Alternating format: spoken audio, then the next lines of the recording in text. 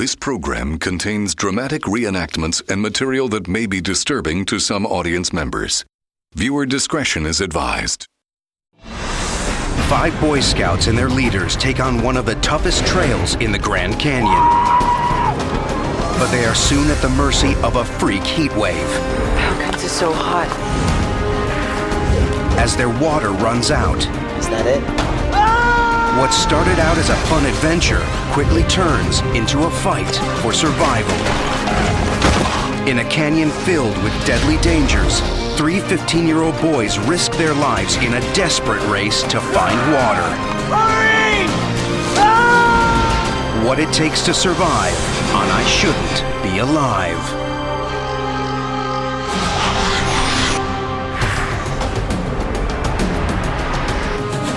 I'm not just gonna sit here and die.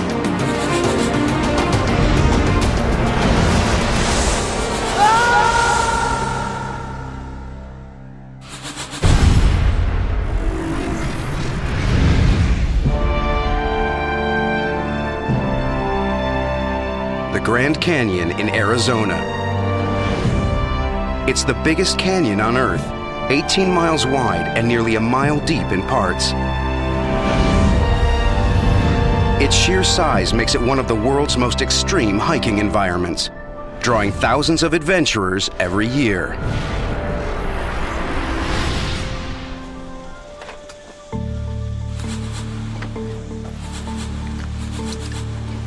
After camping out for a night close to the canyon's north rim, 5 Boy Scouts from Utah are about to make their very first descent to the bottom of the canyon. 3 of the boys are close friends. Is that bacon? Yeah. 15-year-old Mark Coons has been a scout for 4 years. Could have done with some of that this morning. I was saving it for big breakfast tomorrow. Scouting was really a big thing for me. I'm an Eagle Scout, which is the highest rank in the Boy Scouting program, and so it's meant a lot in my life. Mark hangs out with Jordan Weinegar, who goes to the same high school in Bountiful, Utah. Every one of us boys, we'd grown up in the same neighborhood, gone to school together, and so we were excited to spend some time to bond and to have fun with each other. It's still kind of heavy with all this water. Nah, it's all that bacon I'm hearing about. First rule of hiking, always be nice to the guy carrying the breakfast. It's a good point, Mark. Maybe I should take that patch. Dream on. Making up the trio is David Phillips. He's the most experienced hiker of the 3, and he's also the joker of the party.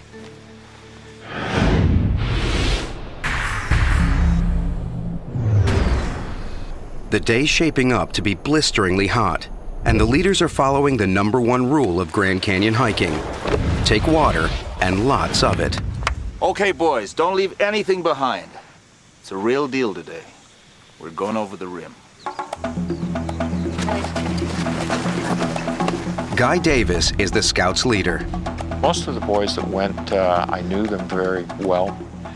They were about as high as kites. They were excited for the experience.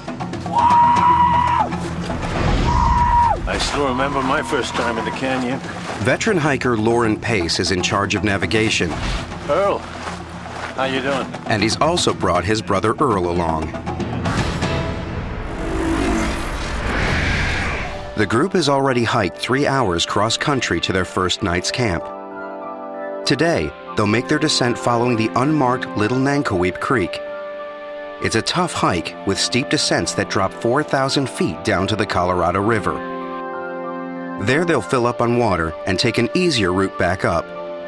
The group should be home inside of 7 days. After a couple of hours hiking, the boys reach the canyon's north rim. When you walk around that corner and you see a huge panoramic view of cliffs, that go a mile down, there's nothing like it.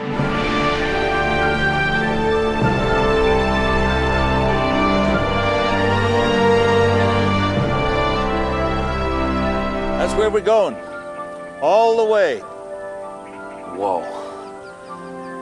It's amazing. This place is incredible. Now the scale of what they're taking on really hits home. We're going all the way down there. Get bored of hiking, and there's always the fast way down.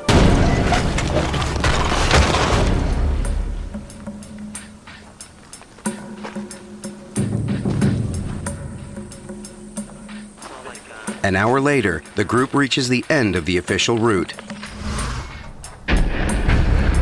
From here on, they'll be off trail all the way down.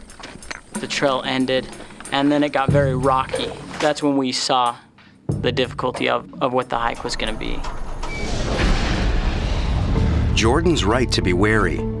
Every year, some 300 hikers get into trouble here, and about 200 of them have to be airlifted out by rescue services.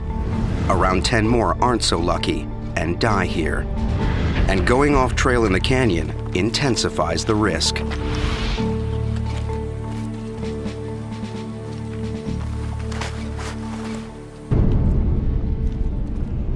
Yep, this is it, fellas.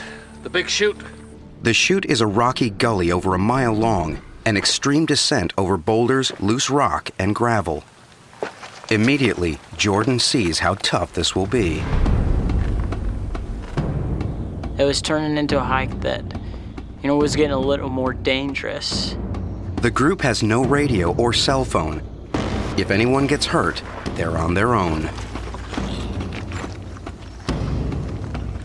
It was really steep.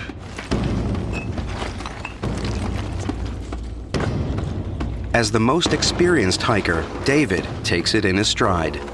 Pack's off, guys. Mark is a little more cautious. You'd have to climb down a big rock and hand packs down to other people. I got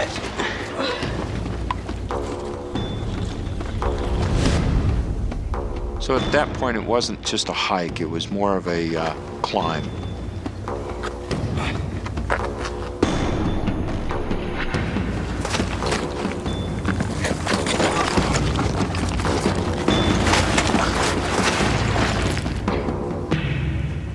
If you did put your foot wrong or something, you definitely could take a nasty fall. Maybe not stop until you go all the way down to the bottom of the Grand Canyon.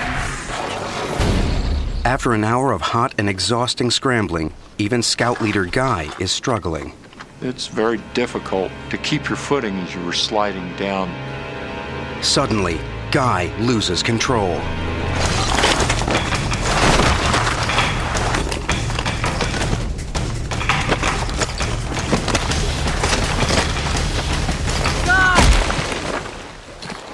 God, you okay?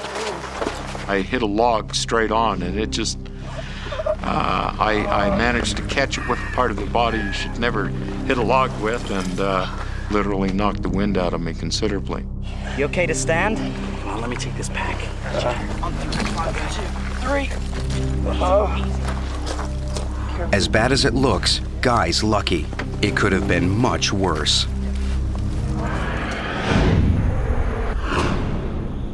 Two hours after starting down, the exhausted group reaches the bottom. They've descended over 1,000 feet. Now, there's no going back. The temperature's been climbing all day.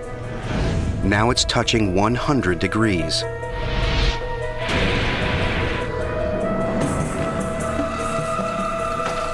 It's not long before the burning sun starts to take its toll. How comes it's so hot? It's gotta be a freak thing. It'll be cooler tomorrow. But it won't be cooler tomorrow. Above the group, a massive area of high pressure more than 1,000 miles across has been building for days. It's sending temperatures in the canyon rocketing. And the route down to the river takes them across one of the canyon's most exposed areas. This is when we realized that we don't have any shade. We're not going to have any shade from now on. There's nowhere to hide. It's constantly beating down on you. That's just draining us and dehydrating us. Just over a day into the hike, the heat and the exertion are taking their toll on the group's most precious resource. We were alarmed that we were going through the water as fast as we were. They've already used up 3/4 of their water. The only place the group are going to find more is the Colorado River, but it's 2,000 feet down, a day and a half's hard hiking away. In this heat, they'll run out long before